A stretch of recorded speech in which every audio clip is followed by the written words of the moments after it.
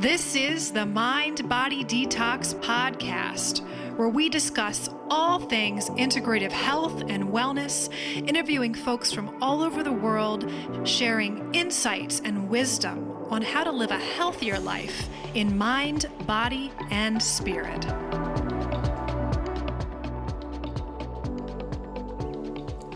Welcome back to the Mind Body Detox Podcast. I'm your host, integrative intuitive medium, Kara Lovehart, and today I want to talk about my favorite topic, and that is what I call radical love. So this podcast episode is actually going to be, for my choosing, uncut, unfiltered, unedited. Of course, my podcast editor might edit out some spaces, maybe some long spaces I may have between some of the things I'm going to be saying. But the reason I want to do this is I want to share with you guys what an episode may look like without cutting out the fat, without cutting out the mistakes, the spaces in which, for most of our culture, we have an edited view of our world when it comes to seeing ourselves. We judge ourselves based on what we see on the media, on social media, and even when you listen to podcast episodes, for the most part, they're edited. So the reason I want to do this is because the topic of radical love is something that I'm fascinated by, because it is my highest aspiration in this lifetime to embody what I call radical love. And I use the word radical for a reason.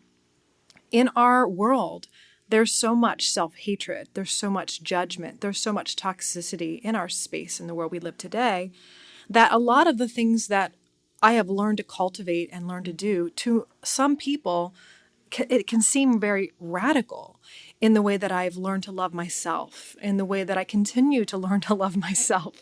And in doing so, I can better love those around me, people I worked with, my family, my pets, and the world in general. And radical can look like the way we take care of our bodies, the way we eat, the way we take care of ourselves as far as how we sleep, how we dress, how we groom ourselves, how we speak to ourselves, and even in the way in which we interact with others, because that is also a form of radical love, acceptance, non-judgment. And the reason, again, why I wanted to show this episode unedited was to show you the mistakes that I make, to show you the fumbling over my words that happens sometimes when I'm trying to complete a thought and express. And this happens to all of us. And one of the things for me growing up that I didn't quite understand is I didn't understand what blocked people from expressing their true nature, their authentic selves. And that's why I love children so much, because at an early age, we don't have a filter for how we're supposed to be, early on, until we learn it from our culture, from our family, from our surroundings, of what is good and what is bad. And so we live in a polarized version of the world, of reality, of good and bad. And everything that we experience in our world, for the most part, comes from this lens, this perspective of this polarized view of opposites. Is this the way I'm supposed to be? Am I enough? Am I not good enough? Do I look good enough? Do I have the right vehicle, the right job? Am I good enough for my partner? Am I good enough as a friend? Do people like me? This is all something that's been a program for us. And I didn't understand growing up why people couldn't step into their authentic expression and just really be who they are. And I didn't learn till a lot older that it was because of this frame of judgment, this program, this space that we've just all been put into, I should say. And I think it's been hard and challenging. For myself as a medium, I have a wonderful love for people because I see the truth in who we are. I see the truth in our imperfections, that we are not perfect, that every single one of us on this planet, no matter what your age, no matter your socioeconomic status, no matter your religion, no matter the company you keep, no matter any of these things, beyond all that stuff, we're all human. We all experience judgment, self-judgment. We all experience grief, shame, loneliness, happiness, joy, and all the full spectrum of emotions that is what it is to be a human. And I felt that it was very strange to me when people would start to put on masks and put on a persona, put on an identity, a curated identity, that one that they're trying to be something. And this happens around the age of maybe 8, 9, 10, 11, maybe younger, now that our children are being exposed to what they are being told is good and bad on social media or on their screens, or even in their world with their families. And this is something that we can overcome. This is something that we can move beyond. And that's something that's been a challenge for me, to be able to work with people and see the truth of who they are, and see their gifts, see their purpose, and see all these things that they're waiting inside of them to come out. And the biggest thing that stops them is this perception of what is right, what is wrong, what is good, what is bad, and within themselves. So we're walking around this world almost like we have a helmet of distortion. Imagine you see someone walking down the road and they have distorted perspective of reality that's been created for them by their society. And when I view people from this perspective, it's seeing the aura around them that it is a mask. It is something that's been created for them. And of course, we've unconsciously or consciously played into this mask, this role, this distorted helmet that we're perceiving the world from. And I think that is what not only divides us from ourselves and the true nature of who we are: love, kindness, connection. We want all these things. We are all these things. And judgment and this polarized view of what is good and what is bad. Am I good? Am I bad? This has created such a separation in our world. Now you see it reflected in the world around us. So I think that is like the foundation of everything that I see, is that everything that we are within ourselves, that we believe about ourselves, that we believe about our world, is the perspective that we walk around with. And it does create separation and isolation and loneliness and depression. And I think the polarization that we're experiencing in the world is bigger than ever, because we are hooked into a lot more programming earlier on. And I think that this good versus bad reality has created so much more fear. And fear of not being enough, fear of not being accepted, fear of, all the things, survival, everything that happened through our collective group of the world with the COVID epidemic, pandemic, I should say. That was something that it's created so much more fear in us. And we are operating from a space of even more polarization, I think, because of that. Because we're trying to discern and navigate our world with finding safety, finding security, finding peace, finding love, finding what it is that we feel that we're needing. And we're looking for it outside of ourselves a lot of the time. And how we're trying to find that is we're using judgment as a way to navigate. Is that the good way? Is this the way that should be? Those things are really what continues to create division. And that really foundationally comes down to the division within ourselves. The people that I have mentored with and have been my teachers are people that have cultivated and worked really hard to overcome self-judgment. And that judgment is really what separates that themselves from themselves, their true identity.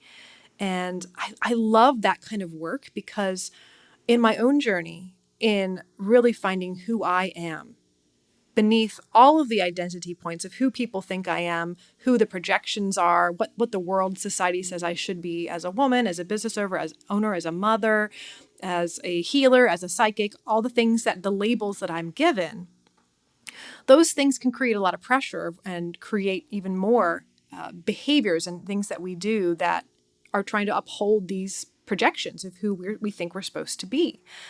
But that division in creating judgment towards ourselves ultimately creates division within the world.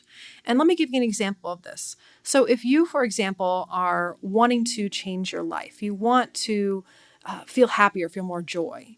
A lot of times we judge that in order to do so, we have to do these things. And you have a whole list of those things, right?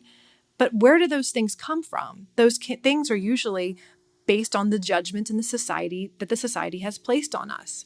So we could have I need to make a certain amount of money, right? Or I need to have this type of relationship. I need to be this type of mother or father. I need to work out a certain, number of days a week. I need to wear these certain type of clothing. It goes on and on that list. And so when we're trying to find happiness and find joy, we're basing our direction or our compass and our compass of where we think we're supposed to be going based on a fundamental flaw of polarization. And that polarization, I think, creates, again, more disunity in the world around us. Because if you are trying to, so let's just say you're trying to lose weight and you feel like that's what's going to bring you more happiness. So maybe it will. Maybe losing weight will help you get out of pain physically. Maybe you have extra weight, it's putting pressure on your knees. Maybe you're experiencing the lethargy of having extra weight or other health issues, right? There's nothing wrong with wanting to improve yourself and get better for you, loving your body. Again, that's a form of radical love in taking the steps to do so. But if we're doing it based on what the society is telling us to do, we're never going to be satisfied. We're always going to find something else that is not enough. And we're going to continue to judge ourselves based on what we're seeing around us and always never be able to get to that mark. The reason why I find that this is creating more separation in our world is when people want to, maybe they want to go into a different social circle, or they want to try out for a play or any goal that you want to accomplish. Self-judgment is the biggest thing that I think sometimes stops us from even starting. I think that in this space, we are mostly isolated in our world. We have a lot of workaholics. We have places in our lives we don't have space to connect. We are more disconnected because we're using social media as a form of connection only a lot of times. And then in those spaces, we're really comparing our lives to other people's highlight reels. And so how do we create connection when we are blocking ourselves from maybe starting a new project, joining a new group, going to the gym, whatever it is that you want to do? We usually are then judging ourselves based on, well, I'm not there yet, or I'm not going to be accepted. And I find this something that has been a common theme in anyone I've worked with that I'm coaching. And it's something that it breaks my heart because I know it's not anyone else's, it's not their fault. It's our world. Our world creates this space for us. And for example here, I've had people that have come into Firefly Hollow, our wellness clinic, and we hear this all the time where people say, I've been Facebook stalking you or stalking you on Instagram and watching you for years, and I never had it in me to come in. I just was afraid, right? And so I asked them, what were you afraid of? And the answer always comes down to some form of self-judgment that I wasn't eating healthy enough, or what they perceived is the quote unquote right way to eat. And so there's a perception and a projection onto us as a wellness clinic that everyone that we have in our works in our wellness clinic eats a certain way. They are in no physical pain. They work out to, this many hours a week, whatever this projection of what health and wellness is. Or even in private sessions when I'm doing intuitive coaching, working with people to help them get connected with their intuition, there's a perception of they're not intuitive, or they're not going to ever be as intuitive as I am because you're a professional psychic medium. All these things that I just want to just abolish that perspective, because that's the perspective that keeps people from progressing. And it keeps people alone in their homes with their thoughts and their self-judgments, driving their cars, maybe listening to this podcast and feeling that, everything she's talking about is like amazing, or I'm being inspired by this, but there's so much of this inner dialogue. I call it our inner gremlins that are continuing to keep us stagnant. Continuing to keep us isolated from other people, from our dreams, from moving forward. Isolated wouldn't be the right word for moving forward, but it just blocks us. And one of the ways that I felt that early on in my journey, it was very uncomfortable for me as a professional intuitive to get into the space, exiting out of my human space, if you want to call it that, of just being a regular person and entering into my altered state and doing readings. Because of what I do and what a lot of intuitive professionals do seems miraculous to people. It seems magical and mystical. And how can that happen? How is that real? It's amazing. How could she know that information? It seems so strange for people to understand because it's outside of the normal programming. And a lot of times when that would happen, people would come in, I would help them, genuinely want to help and give them information to support them along their journeys. But there was always this space where all of a sudden there is a power differential that's created where my clients believe that on some level, I am more talented at being intuitive than they ever could be. And that's the first lie. That's the first judgment. That's the first space of separation, because that's absolutely not true. Being intuitive is a skill set that's learned and it's grown over time. Same thing with anything, if you want to be a musician or an artist or a chef, or you want to, anything you want to do, it all takes practice and time. And I think when we compare, I always say to my clients, be aware of when you compare, because that's what really holds us back. And comparison is just judgment. Simply that. It's just judgment. And that may be very uncomfortable a lot of times because so much of my professional journey has been very much led from the heart, led from, I want to lead from a space of vulnerability and show people, hey, I'm in this professional setting with you. I'm going to share a little bit about my personal journey just so you can understand that I'm human too, that I'm not perfect. Because what I've seen that made me uncomfortable in my realm of the world is people putting practitioners in a spiritual nature on a pedestal and putting us in these spaces that they feel that we have powers or something that they'll never be able to have. That made me very uncomfortable because in a way I felt that was disempowering the client, that you will never see what you're truly capable of because you are perceiving that person or me or whoever it was from that perspective. And that made me uncomfortable. And so part of my journey was like, wow, maybe I'm supposed to be, right? Here comes the judgment, right? Here it comes. Maybe I am supposed to be a little bit different. Here it is. And this is the story that we all do. Like we start out authentically expressing ourselves, authentically being us, and maybe showing up in a professional way, right? We still have professional boundaries and things that we have to operate in a space that creates a therapeutic healing dynamic.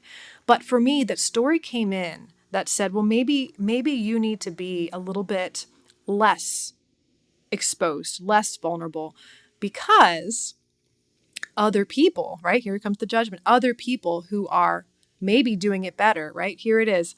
They're not doing it this way. Now, you might relate to this story in anything, in your career, in the way you parent, in the way you show up in relationship. This other people do it differently and maybe they do it better. That is I would say the most dangerous opening dialogue that can start leading us down the path of judging ourselves, covering up ourselves, covering up our authentic expression of who we are. And then we become almost like a shell. It's just this facade, this thing that we're operating from. And this doesn't lead to joy. This doesn't lead to passion and excitement. Over time, that leads you so much away from who you are. And that's what we love in the world. When you find someone or see someone that's out there expressing themselves, and even if they're introverted, it's not about having to be grandiose and big and be a public speaker, but someone expressing themselves and their true nature of who they are. We love that. Anyone that you have ever seen that you really respect and look up to and have expressed themselves as an artist or a creator or, a great thinker, researcher, whatever it is, a lot of times they are expressing from a really true, passionate nature of who they are, who they're meant to be, what their purpose is. And we want that. We all want that because that's all who we are truly at our core and what we are meant to be. We are meant to truly express ourselves authentically. Maybe not always raw, because there are different situations in which we show up in different scenarios that are socially acceptable that help other people feel more comfortable. There are definitely some language that I may not use in a private session, maybe curse words or things that might make a certain person uncomfortable. And out of a expression of me wanting to embody radical love, discerning through my interaction with that person that that's not appropriate, I'm still expressing my authentic self, but I'm selective and choosing words that are different so that they feel more comfortable. And that's just, again, a place of being in space of love. I think there are expressions of radical truth where sometimes I would drop an F-bomb when it's appropriate, even if it might shake things up a little bit. But again, that's about discerning when it's appropriate. But showing up truly in our authentic expression is really what leads to success and joy and happiness and freedom. Freedom is what a lot of us desire. And that's how children show up. That's why when we see a child expressing themselves authentically, maybe sometimes we feel it's socially unacceptable the way they're showing up, expressing their emotions, whatever it is, but we've been taught to suppress those because of shame or guilt or whatever it is that we shouldn't be expressing your anger that way. We learn coping mechanisms to learn to process our emotions in a way that are healthy. Again, that is another form and expression of radical self-love, radical love, to learn how to process our humanness, our human emotions that we experience in a way that doesn't create destruction around us or destruction for ourselves. But I think that we've too much in our world created a space of separation between that. So my journey, I think over the last 5 years has been really interesting. I came from a space of expressing my professional side as an intuitive medium in a way that was just truly me and vulnerable. This is who I am.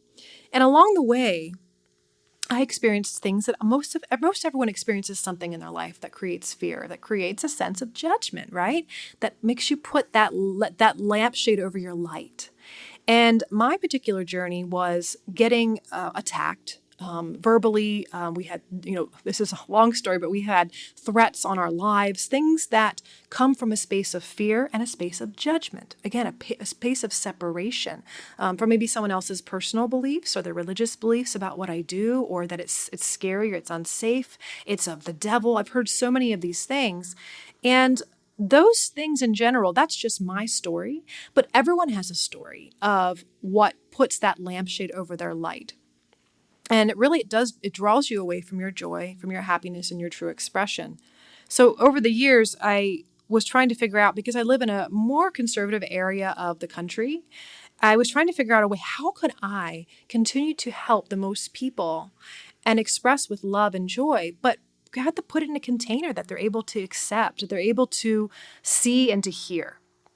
And along that journey, of course, that choice to do that was based out of judgment, based out of fear, based out of the fear of separation, the fear of isolation, and wanting to, quote unquote, be good, not bad, right? This good versus bad, this judgment that's created. And I think that anyone in the world that we truly respect comes out, and despite all the judgment of others or the self, they do it anyway. They lean into it. They lean into whatever makes them uncomfortable, and they show up with love and truth.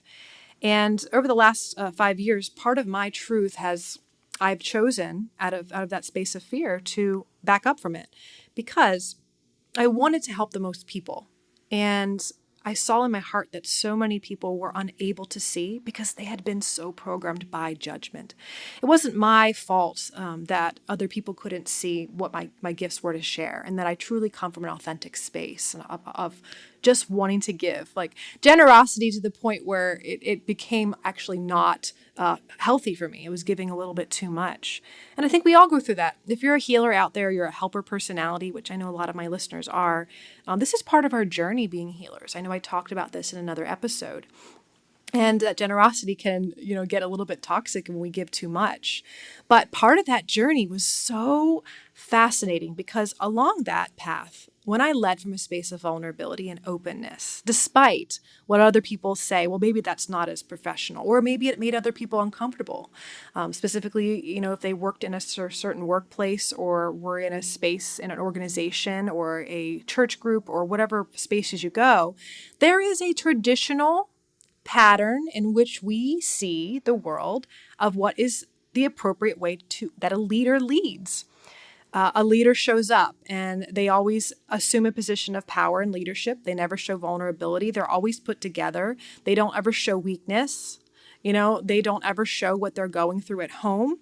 They're more guarded. And that denotes, that's not the right word, that demands respect.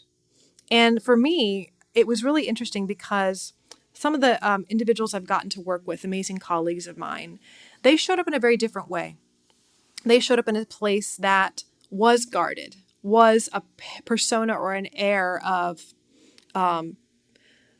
distance, I should say, being kind of allowing themselves to be on the pedestal, right? I'm up here, you're down here. And what I saw over the years that was so frustrating was, people would continue to go and see these amazing colleagues, right? They're amazing people, and give away their power. And to that person knows so much more than I do. I could never be as good as them. And in this continual judgment and projection and comparison would happen. And instead of that person coming away feeling empowered, it's like they came for, a little bit of inspiration just to get them through. And then they weren't able to cultivate it within themselves because that dynamic that was set up in the first place was something that's from a program that we've learned, that the teacher is up here and I'm down here. Now, I have many teachers that I look up to, and I know that on some level they're human. I respect so much of what they have to teach me and where their genius is, right? But I also know that all of them have struggles. And the only reason I know this, it's not, I don't ever try to spy or pry intuitively on people, but I feel it, like what that person might be struggling with. And again, I don't try to, but it comes up and I'm going, ooh, but I see it in a place from compassion, not a place of judgment, not a place of, oh, well, they're not good because they're dealing with this at home, or they secretly are also this way, but they don't show the world that. But I think it was really startling to me when I recognized that in our world, because we come from a place of expecting when someone's a leader or someone's a certain way that they don't show certain sides of themselves, that I knew that a lot of the follower dynamic, people were showing up and coming to a teacher or a mentor from a space of lack, from a space of not feeling good enough and comparing themselves to their leader or teacher. And when they come into my space and work with me, I loved the ability to give them a space to realize that they're human too, that they're just like me. We have different skill sets, different purposes in our lives, but they're no different than me. And so when I saw that other people that I was mentoring with and certain coaches I started to work with said, you really shouldn't show that much, and I'm not an oversharer where I would, share every single thing with my clients. That's not appropriate to do that, but specific things that could help them understand that I go through these things too. It's okay. The challenges are there. And I think it's giving people a place, a space, holding space for people to help them empower themselves, to realize that comparison is something that we all do. And comparison perpetuates judgment of good and bad. So along this journey, I followed some of my coach's advice to become a little bit more guarded, more distant, more polished, more put together, more airbrushed, whatever the things are. And I have to tell you that as I did that, it made me feel like my soul was dying.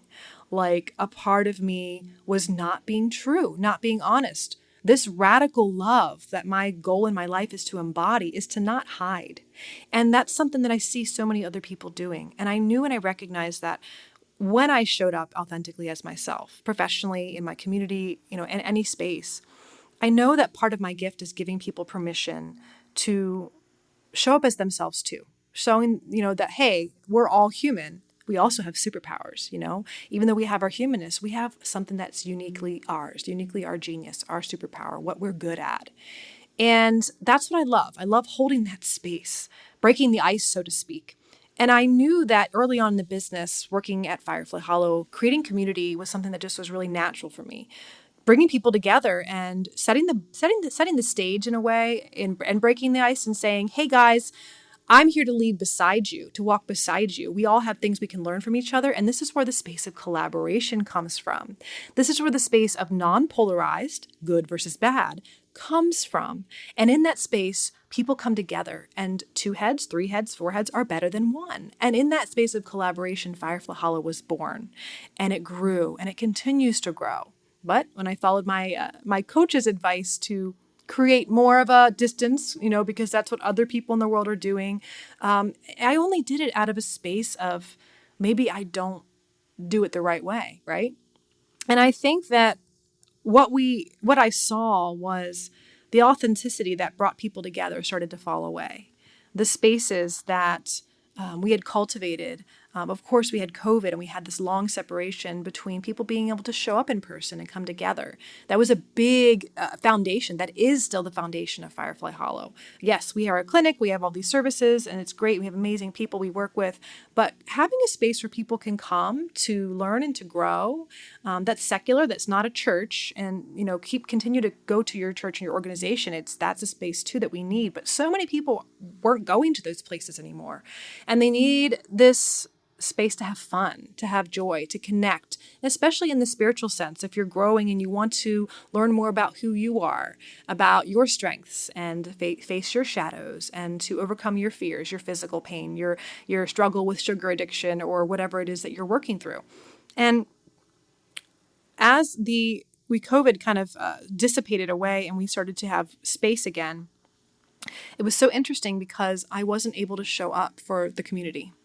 I wasn't able to be there in a way that was cultivating space, that was doing groups. And that's what I love to do the most. And I think I had so many conversations recently with leaders in my community, and leaders that lead the way I lead, that they lead from a space of vulnerability, openness, and authenticity, and truth and love. That's who we are. We had noticed that there were a lot less people gathering together. That COVID has, broken. We are opening up again. We're having our spaces, but there was a difference in the way people were showing up. And I looked at the world and I saw we are more isolated now because of the fear that has happened from COVID, from maybe losing a job, losing loved ones, the collective trauma that we've gone through. And that space of fear creates a part of ourselves that wants to protect us from more fear, from more bad things that could happen. Losing friends, having a lot of these arguments, polarized conversations. Again, all this based out of judgment, right? This is all based out of judgment. And these spaces created, I think, a lot of apprehension to get together, apprehension to go out, and the biggest space to not allow ourselves to be vulnerable and to try something new, to connect again.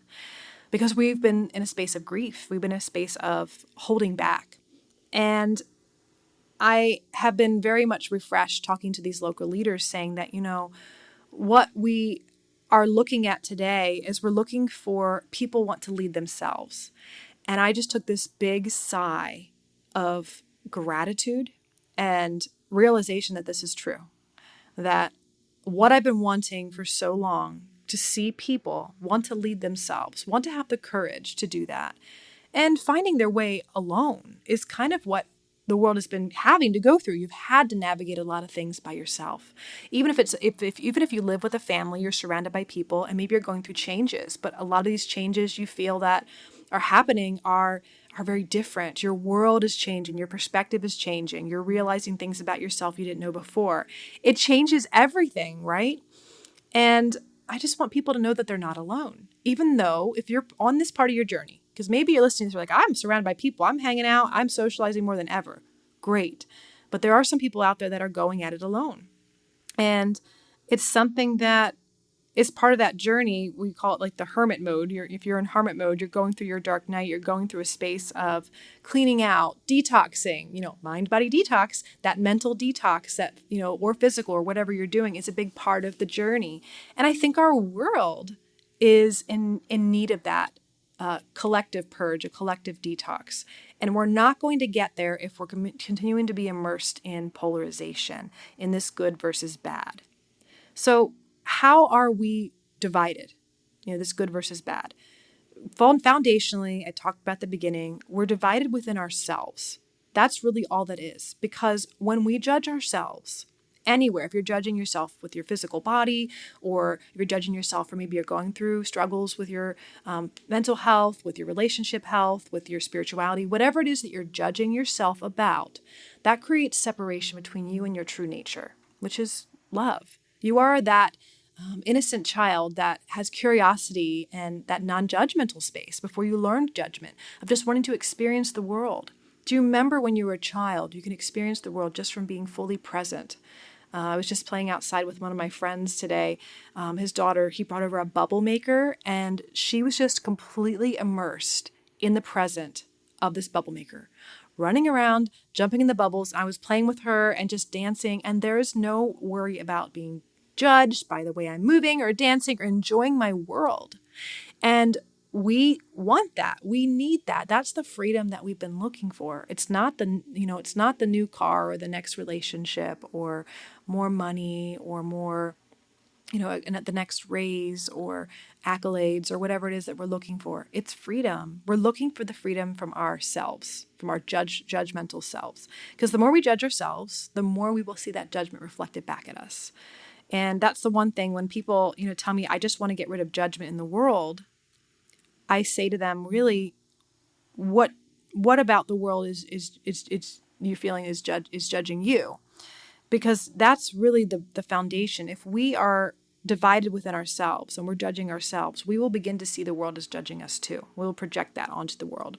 My teen, all teens go through this. My teen is in that space where he is creating his identity now. He's moving away from his authentic self, creating a identity, a shell, a look, the clothing, the hair, all the things, a natural progression at this age, natural, absolutely natural. And he's looking for what that self is. And he's creating that division.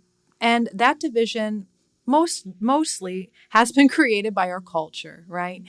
He's looking at what he needs to be, what is good, what is bad. So I see him. It's so interesting watching him kind of enter into this space as I'm more and more aware of how much it's creating more separation in the world, more aware of how it creates pain and fear and war. This is really the root of it all. It's so interesting to me. And how we get out of that, how we escape that, is through loving ourselves and accepting ourselves. Now, that's easier said than done. So I want to give some practical steps here just to start, just to think about, just to acknowledge. And, when you begin to stop judging yourself and pull away from that program of that polarized thinking of good versus bad, that's when you can feel your wholeness again and you can feel acceptance and love, which is what you truly are. And I think that, seeing this interconnection between people, when I watch people's auras and I watch them and I see where they're struggling, I see where their judgments hide in them. I wish I could just go up to them and plug in a USB drive to my brain and go, can you see this? This is what you're doing to yourself. But that's everyone's journeys. Part of everyone's journeys is getting into this matrix, getting into this falsity of judgment and then possibly pulling yourself out one day. And I think part of my journey when I recognized that I was moving into a space of judgment, moving from a space of fear, okay, I'm going to listen to my coach because they know more than me. They've been doing this a lot longer than me, questioning myself, not trusting the truth of who I am. I'm going to do it this way. Again, things didn't go as well as I wanted them to be. I wasn't connecting as much with people I loved, to people I wanted to help. And the type of people I was working with didn't truly want to come from a space of overcoming their self-judgment. It was, hey, I want you to entertain me as a psychic reader. I want to just get my fortune told. And this is the stuff that I don't do. This is the stuff that I think is out there in the world. And there's nothing absolutely wrong with that. I think that from a place of non-polarized thinking, everything is just what it is. From a space of judgment, I could say, I don't agree with that. I think it's disempowering people. And I can say it's just my preference. My preference is to truly help people overcome what they're struggling with. And that's why when people work with me as a reader, I'm not just going to be like, all right, let me talk to your dead grandpa. That's what it was. And that is so helpful for people. I know the value of being able to have that closure, to have that extraordinary experience with a medium and how it helps the grieving process. But my journey is also to go further with people. Now we overcome that. What else is stopping you in your life from being that full expression of yourself? So, that intuitive coaching piece takes it a step further and working with people in their body too. What is it with their physical nutrition? What is it with that they're holding somatically in their body, any pain or trauma? As a licensed massage therapist and a body worker, that's a big piece of it too. And we talked about that in other episodes. But I think that ultimately when I'm seeing these spaces in which people get stuck, there's not everyone's there to hear it. They're not ready to hear that and see that they're in a program of judgment. But I think the world needs it more than ever. We need that wake-up call. We need someone to say, hey, do you realize that you're just in a program, that you're just judging yourself, that by doing that, you're going to see the world as more divided because you're going to project that onto the world? Because when we come from a place of non-polarization, let's just give an example here. Someone on your social media feed that triggers the heck out of you, right? Someone that you judge as wrong, as bad, right? That trigger creates discomfort in your body. It creates anger, it creates pain, it creates fear, it creates more judgment, all those things that we don't want to experience. We want to experience love. That's really what we all want to experience. And when we're in that space, it's just going to cultivate more judgment, more separation, more isolation. And then we talk about it with other people, right? Oh my gosh, I saw this thing on my post and this was this way. And then that talking about it breeds more fear, more isolation, more separation. Now you blow that up to the example of judging a whole group of people and stereotyping a whole group of people. Now I'm all for comedy in stereotypes because comedy serves as a truth. It's like truth ninjas. Like I'm going to show you a stereotype that's so on some level fundamentally true about this group of people over here, but it's funny. Can we laugh at this so we can break free from that persona or that character? Because everyone's a character in this movie called life, and we all play different roles. Some of them people are the villains, some people are the heroes, some people are the nurturers, some people are the artists. We all play these amazing, diverse characters. And when we judge them as bad, we're creating separation. Versus, what if we look at them from a non-polarized perspective? What would the creator or your higher power, whatever you connect with, if you just zoom out, perceive this being or this person or this thing to be? And this is really hard in a world where we feel that there is more fear and pain and judgment happening and separation because of polarization. And it's really hard because we want so much to not have that. But we can't change the world around us. Not all the time. We can do things that we have behaviors and expressions that do change it. But the thing that I've seen that's been the most powerful, that changes the world bigger than anything, is taking away that separation, that division from ourselves, from our true nature, our authentic self. Because when you do that, you are no longer divided. And you take away that self-judgment, you will begin to see judgment of others melt away, dissolve. And when you have less judgment of others, and ultimately when it's completely gone, you are showing up as radical love. Because in our culture, it's socially acceptable to gossip and talk about and judge and to talk about this group of people, this political party, this religious group, this group of people, these haters, these things that are happening that are bad in the world. All of the things that we're focusing on the bad things, the things that are not supposed to be that way. That's a judgment. And again, we have to find wholeness within ourselves, and we can only start with ourselves. That's only the true power that we do have. Now, why I believe that this will change the world is, again, in that example, when we begin to dissolve and detox our judgment, aka detox our fear, because judgment only comes from fear, we begin to become whole within ourselves. We begin to show up in a space of non-judgment, a space of curiosity, asking questions, seeing it from that child's view of, what is this person? I want to learn more about them. That's interesting. That's really unique about that person. That has such a different energy about it. And that essence, just showing up that way, people feel that because it is so rare in this world to have someone be in your presence without judgment in their being. I'll say that again. It is so rare in this world for people to show up in your presence without judgment in their being. Just being with you. Being doesn't have to involve thinking. It's just being. And in that space of non-thinking, we are in a space of non-judgment. And I think that creates healing. People are seen for who they are. Not the projections, not whatever it is. And I've showed up in that space all my life as a medium, as a professional psychic. I can see those things, and I love that. That's why I love people so much. That's why radical love is like my thing. I love it because that's what I know we are. And it's not my job to help everybody see that. I'm not going to do that in the world. That's not my purpose, because there are going to be people here that choose to be in this world, and they're not going to find that. They choose something different. They have a preference for something different. And that's not good or bad. That's the non-polarized thinking.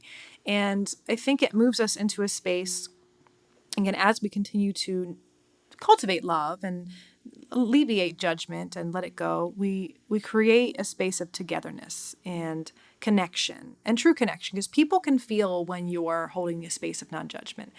And that's what, if you're a healer out there and you are that love, you are compassionate, that's why those people come up to you at the grocery store and talk your ear off about their life, because they sense something about you. It's a breath of fresh air. There's something that you're carrying within your being that the world needs.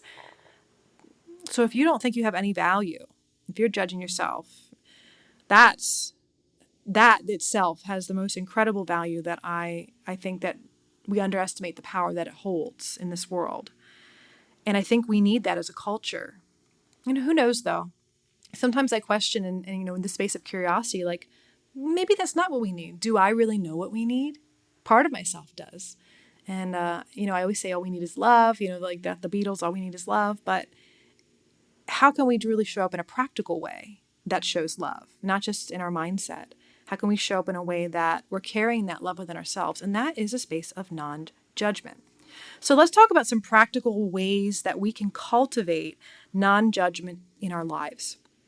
Now, the first phase of cultivating non-judgment is always to look at where we have been judging. This is the purge. This is the detox. From a perspective of mind-body detox, as a program, as a lifestyle, as this system, it's always looking at what is it that we need to purge first, because we cannot fill up with all the things that we desire if we're still holding on to the things that are blocking us. And we desire freedom and love, right? So what's blocking us in this situation? It's judgment. So the first step is we need to detox and purge our judgment. Now, how do we do this? Because sometimes we're not even aware of the spaces that we've been judging ourselves. They are hidden sometimes. Hidden in plain sight.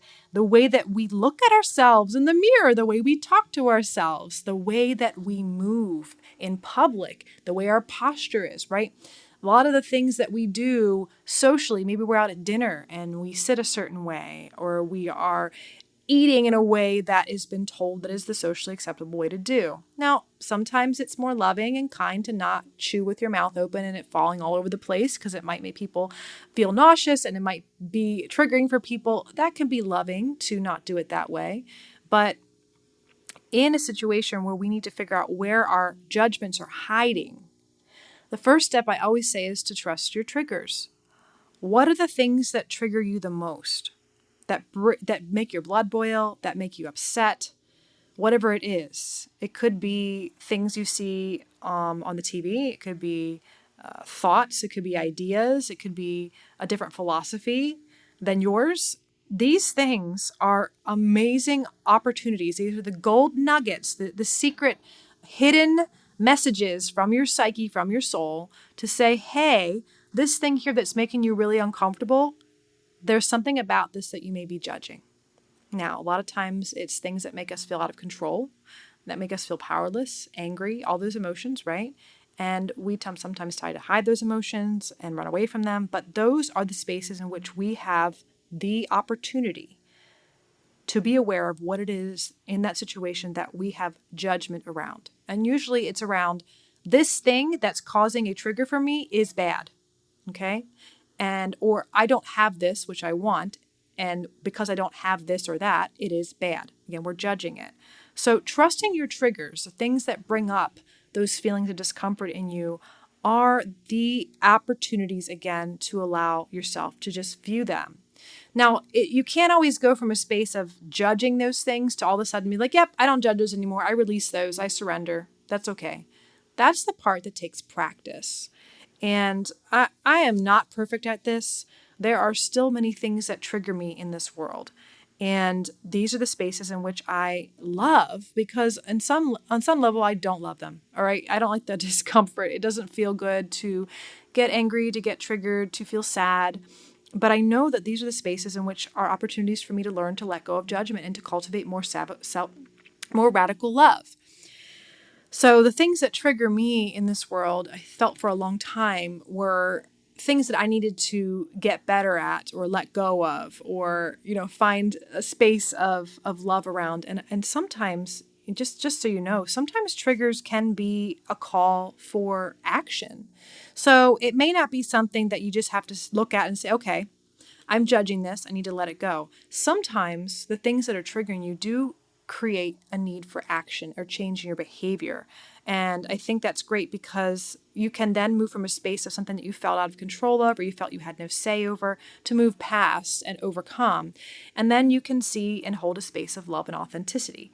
Again, a lot of times why we don't make those action steps is because we're judging ourselves or we're worried or fearful. We're making a judgment that we might be isolated or we might be judged by others by doing that. So the example here, one of the examples I'll share is that for a lot of my journey in the intuitive professional community, I have seen a lot of misuse of power and unintentional and sometimes intentional. And this is where you see cults and you see all the stuff that makes if you are someone that's, skeptical of intuitive professionals or even Reiki practitioners or some of this stuff, you'll see that there is a stereotype and it's true.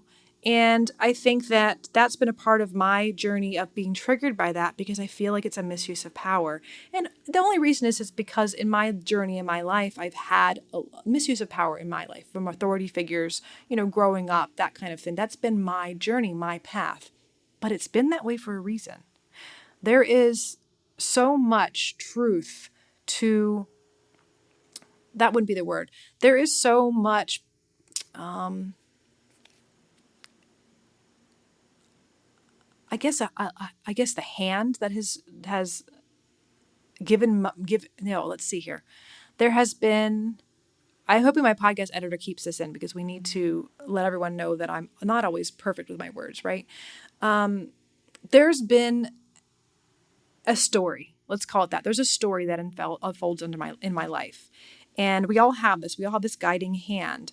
And the things that I was too concerned about speaking up about was because of the worry about judgment, the worry about other people getting upset. That's not good. That's bad if people get upset. But I think part of my journey now is stepping into this space of there is a righteousness to truth, right? And not a space that, people are speaking out about truth in inequality, in racism, in anything that you can see out there in the world that's inequitable. There's a lot of disparities, if that's the right word here. And I think that part of my worry with speaking up was that I would offend people and hurt people. And of course, if you carry a space of wanting to embody and express radical love, you don't want to hurt more people by speaking up and saying something that you think is wrong. But in this space, I've come to a conclusion that, the trigger for me is where is there a lack of truth? And so I found out that my trigger is when there's not truth. And because I highly value truth, because truth to me is equal to love. And when I see misuse of power and lies, and again, judgment is not a truth. Judgment is a program. When I see that, it triggers me. It triggers me in anger. And in this situation, specifically things that bring up anger in you to create a change, I want to let you know that anger in this situation is something that is a catalyst to create change, to do some sort of different behavior or an action to express a movement. And in expressing this, I've expressed this with multiple professionals and talked about my concerns about misuse of power in the spiritual community. And if anything, expressing this has brought out truth, the truth of my soul, the truth of my being, the truth of what I'm here for, to talk about these things and bring up these uncomfortable spaces. And so that going beyond the judgment, right, of maybe I shouldn't speak up, has created freedom. And that is a really good example of when you trust your triggers, the things that get you all riled up, and you do something about them, you say something, whatever, you can alleviate that judgment, alleviate that trigger, and embody more radical love. Now, trusting your triggers can also include, again, things that trigger you about other people, that they are a certain way, or they're judging you, or they're treating you a certain way. Again, there are certain spaces where you need to take action and get counsel and seek out help and sometimes accountability to be able to continue to lay boundaries. But trusting your triggers is one of the main ways we can first find out, seek out, are spaces of judgment, the things that we think are bad and need to be different. So that is the number one thing, first thing we can do to cultivate a space of non-judgment within ourselves. So as you are trusting your triggers and uncovering all these spaces, don't get overwhelmed. Allow yourself to take it easy. It's a process. Think about it. You've had a lifetime of judgment programming. It's going to take some time to detox from that. But as long as you trust them, you will find them out and you will see them over and over again. And I say that once you're aware of a pattern that you have in the first place, then you can change it.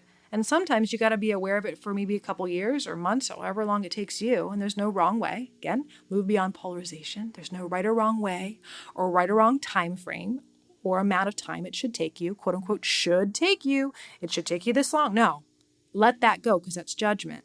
But trusting your triggers you'll begin to become aware of where they lie, where they're hidden. What people, circumstances are you judging? Have you been judging? Or, in my case, make a different choice. A behavior and action, speaking up, whatever it is, setting a boundary that this is something that you just need to get rid of. That's embodying truth and using that space of overcoming your own judgment of yourself or judgment or worry about retaliation or whatever it is to go overcome it. Number 2, so after you've trusted your triggers and you are working along, finding all the dark spaces in which judgment hides within yourself. Number 2 is to be aware of polarization. Now, there might be things in the world that you don't judge, that don't trigger you. But if you see polarization in the world, in a space where people are talking about things that are, putting them in 2 categories, right? Usually it's 2, good or bad, right or wrong. That is a space to just be aware of. Beware of polarization in the way that you speak. Beware of all these other spaces in which you are acknowledging the world from a black and white perspective. And when you are in that space, it's just simply enough to just accept it. Because when you start to judge yourself that you are acting out of polarization or thinking out of polarization, you're judging yourself in the first place. Again, you're going back into it. It's kind of a sneaky way that it comes back in. And I say this most importantly because in the spiritual community, in the self-help community, in the empowerment community, whatever you want to call it, we're here trying to better ourselves. What we do is we have a standard. And if we are judging ourselves, and our goal is to not judge ourselves, then we judge ourselves for judging ourselves. So when you start to see polarization around you and you're seeing it, accept it. Allow it. That's radical love, to allow polarization.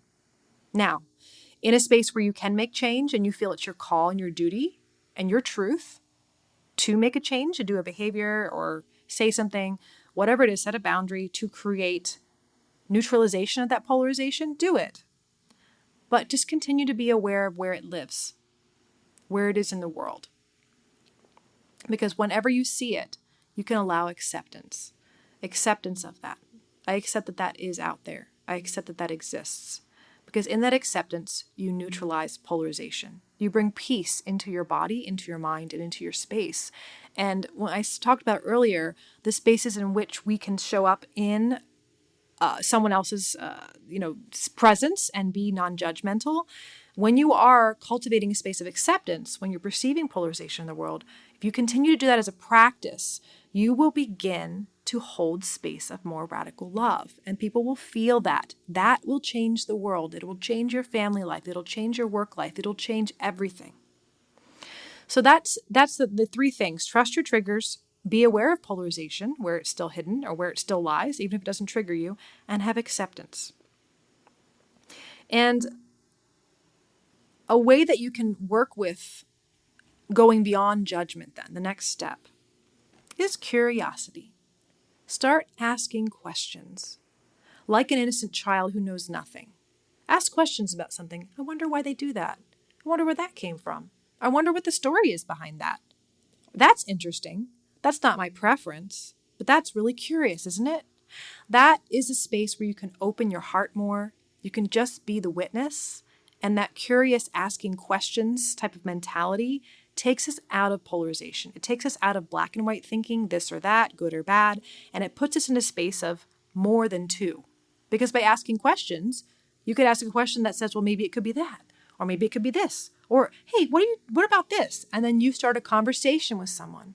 And that's exactly what the world doesn't have right now, right? I hear so many people saying that why can't we have conversations anymore? That people just get triggered right away and they move from a space of judgment and then, live dialogue battles and internet trolls and all this stuff that happens. And curiosity and just asking questions coming from a space of non-polarization and acceptance, when you're holding that space in which you ask the questions, asking them from curiosity, that can completely change and continue to show others, as an example, what it looks like to operate from non-polarization. And I think that's what the world really needs. And as you continue to see judgment in the world and within yourself, I continue to ask you to recognize it with compassion, knowing that we all do this. This is all our program. I still judge things. There's nothing wrong with that. There's nothing right about that. It's just the way it is. And if it's something that I would like to change because it's not my preference, it's not good or bad, it's just not my preference. As you have heard, my preference is to embody radical love. If that's my preference, compassion, acceptance, and non-judgment is the space in which my being can exist. And I know that that's a practice. It's an everyday thing. I'm not perfect at it. And I really wish this for the world. I wish this for the world because so many people don't dive into their next goal or to their next dream because they feel so much judgment about it. Judgment that they can't have it. Judgment that it's not right. It's too lofty of a goal. Go on and on with the stories of what they believe or you could believe it is or is not. And so cultivating non-judgment is freedom. It is the freedom in which we seek. And, more importantly, the final thing that I'm going to close this show with is that as I was leading, right, years ago, being very authentic and vulnerable in my leading, and then followed my coach's advice, lovely advice, to cultivate a presence that was different, that is a persona, when I started to do that, I, was saddened and I was like, this isn't working. This doesn't feel right. Then on the scene came Brené Brown.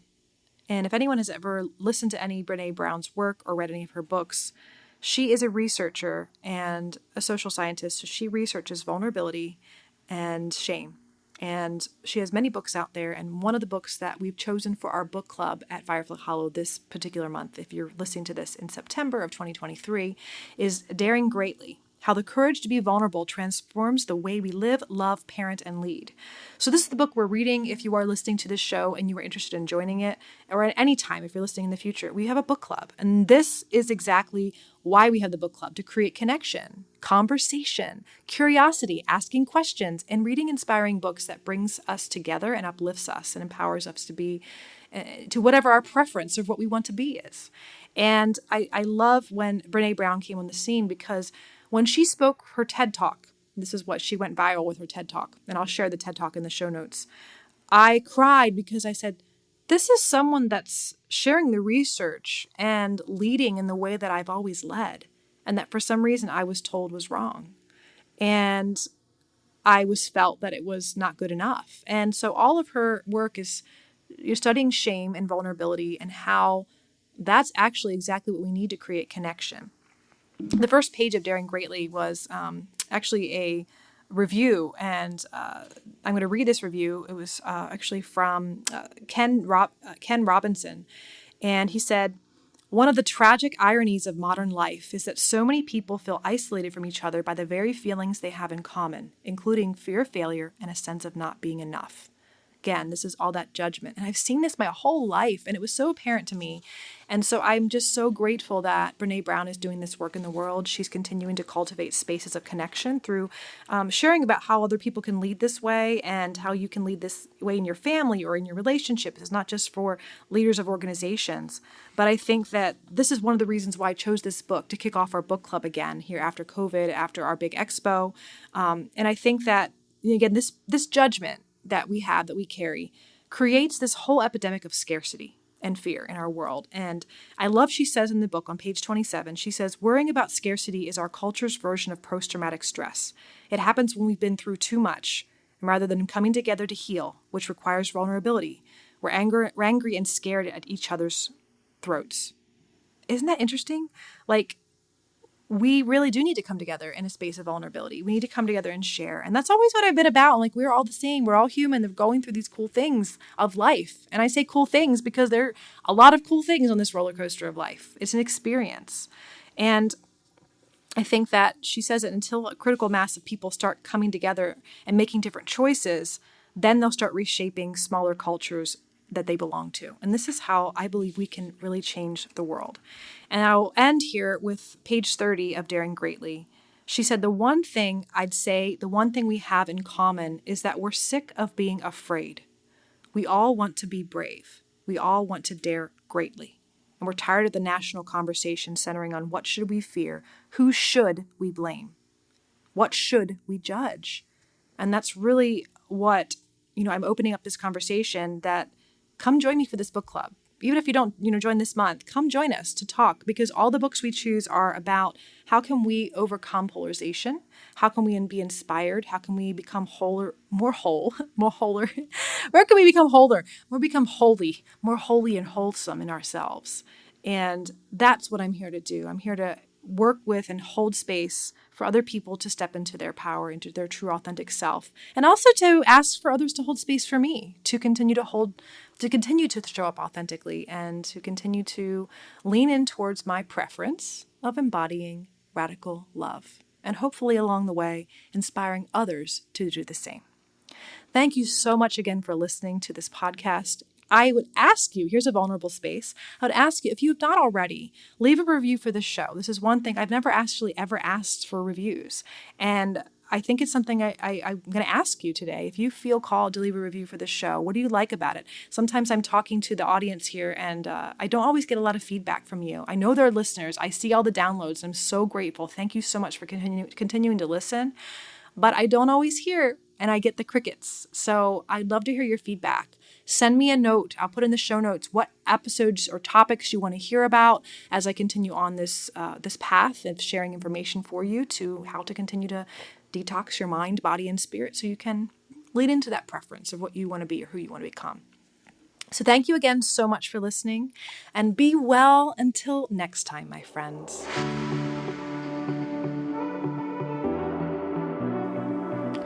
Thank you for listening to the Mind Body Detox podcast. We wish you wellness and health in your mind, body, and spirit. And be well until next time, my friends.